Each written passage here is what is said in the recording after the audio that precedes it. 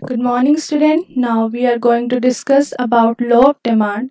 हमने पिछली वीडियो में डिमांड क्लियर किया था. आई होप आप सबको डिमांड क्लियर हो गया होगा. अब हम पढ़ेंगे law of demand. What is law of demand? Law of demand states the inverse relationship between price and quantity demanded, keeping other factor constant. सेट्रिक्स variables. देखो लॉ ऑफ डिमांड क्या दिखाता है? इनवर्स रिलेशनशिप दिखाता है प्राइस एंड क्वांटिटी डिमांड के बीच में. कैसे दिखाता है? प्राइस इंक्रीज होंगे तो आपकी डिमांड ऑटोमेटिकली डिक्रीज हो जाएगी. आपके प्राइस डिक्रीज होंगे तो डिमांड आपकी ऑटोमेटिकली इंक्रीज हो जाएगी. तो ये क्या शो कर रहा है? इनवर्स रिलेशनशिप शो कर रहा है. किसके बीच में? प्राइस और क्वांटिटी डिमांड के बीच में. इसे हम also known as the first law of purchase. इसे हम फर्स्ट लॉ ऑफ परचेज भी बोलते हैं. Okay student, law of demand के अजम्पशन पढ़ेंगे. अब हम assumption of law of demand. देखो मैंने आपको पहले भी बोला था, क्लास में बताया है कि जब भी हम कोई भी लॉ पढ़ते हैं उसके कुछ अजम्पशन जरूर होते हैं. विदाउट अजम्पशन कोई भी लॉ वर्क नहीं करता है. तो अजम्पशन मैंडेटरी है अगर लॉ है तो. इसके क्या लो है? Price of substitute good do not change. जो आपके सब्स्टिट्यूट गुड्स के प्राइस हैं वो चेंज नहीं होंगे. ये हमें मानना है. अजम्पशन हमेशा हमें मानने पड़ते हैं, चाहे ऐसा हो या ना हो, हमें उन्हें मानना पड़ता है, तभी हमारा लॉ वर्क करेगा. सेकेंड है price of complementary goods remain constant. Complementary goods के भी प्राइस सेम ही रहेंगे. Income of the consumer remains the same. Income consumer की वो भी सेम रहेगी. There is no expectation of change in price in the future. ये भी हमें मानना पड़ेगा कि इन फ्यूचर हमारे प्राइस में कोई चेंज नहीं होगा. Taste and preferences of the consumer remain the same. इसमें भी कोई चेंज नहीं होगा. ये आपको डिमांड शेड्यूल दिया गया है. सी, आपके प्राइस दिए हुए हैं, क्वांटिटी डिमांड दी हुई है. प्राइस आपके देखो डिक्रीज हो रहे हैं और जो डिमांड है वो आपकी इंक्रीज हो रही है. कैसे हो रहे हैं? देखो 5 पे क्वांटिटी कितनी है? 1. जब हमारे प्राइस हाई है, मतलब इसमें सबसे ज्यादा हाई क्या है? 5 प्राइस है, तो हमारी क्वांटिटी डिमांड कितनी है? 1. सिर्फ हम 1 यूनिट कंज्यूम कर रहे हैं जब हमारे प्राइस 5 थे. लेकिन धीरे धीरे धीरे जब प्राइस फॉल होने लगे, हमारा 1 पे आ गया प्राइस, तो हमने कितनी यूनिट्स कंज्यूम करनी शुरू कर दी? 5. तो ये क्या हो गया? इनवर्स रिलेशनशिप हो गया. जब भी हमारे प्राइस डिक्रीज होंगे हमारी क्वांटिटी ऑटोमेटिकली इंक्रीज हो जाएगी. इसे हम ग्राफ पे कैसे पुट करेंगे? ग्राफ एक ग्राफ, हम किसी भी शेड्यूल को रिप्रेजेंट करते हैं ग्राफ पे. तो ये ग्राफ बना हुआ है. इसमें देखो क्या हुआ, हमने एक्स एक्सिस पे क्वांटिटी डिमांड ली है और वाई एक्सिस पे प्राइस लिए हैं. और इसमें क्या हो रही है? हमारी डिमांड फॉल हो रही है. क्या हो रही है? फॉल हो रही है. याद रखना हमारी डिमांड मोस्टली फॉल ही होती है.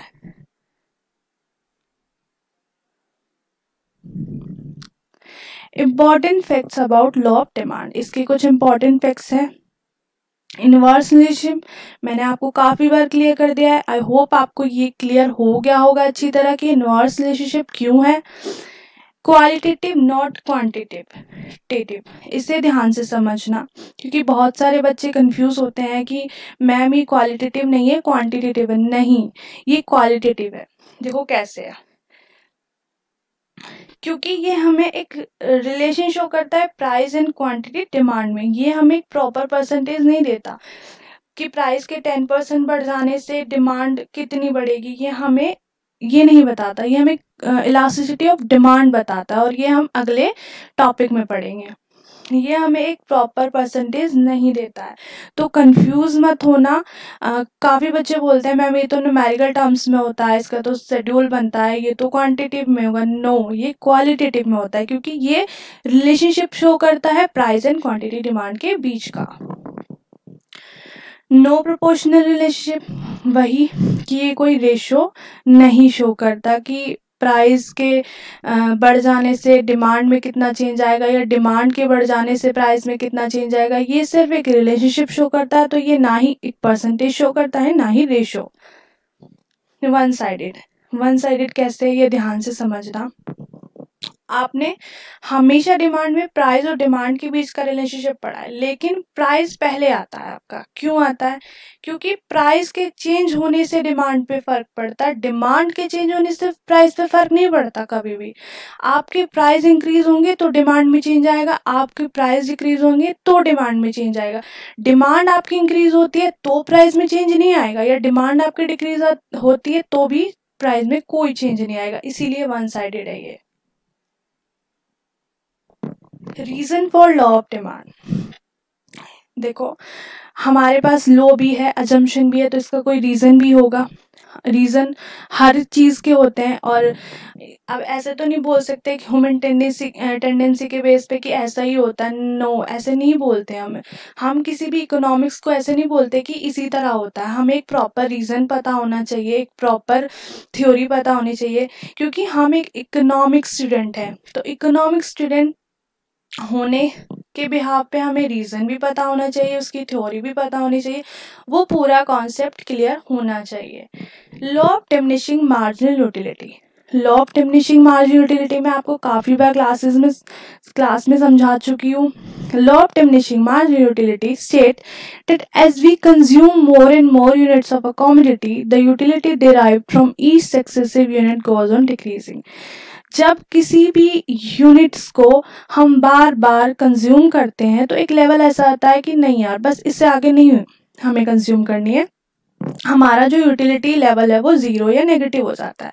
मैंने क्लास में एक एग्जांपल दिया था आइसक्रीम का, कि आइसक्रीम मैंने बार बार यूज़ की, लेकिन एक लेवल ऐसा आएगा कि मेरी जो यूटिलिटी, जो सेटिस्फेक्शन पावर है, वो लेवल जो है मेरा ज़ीरो या नेगेटिव हो जाएगा। उसके बाद मैं कंज्यूम करना बंद कर दूंगी, और कंज्यूम करना बंद कर दूंगी तो डिमांड भी इसकी ऑटोमेटिकली डिक्रीज हो जाएगी।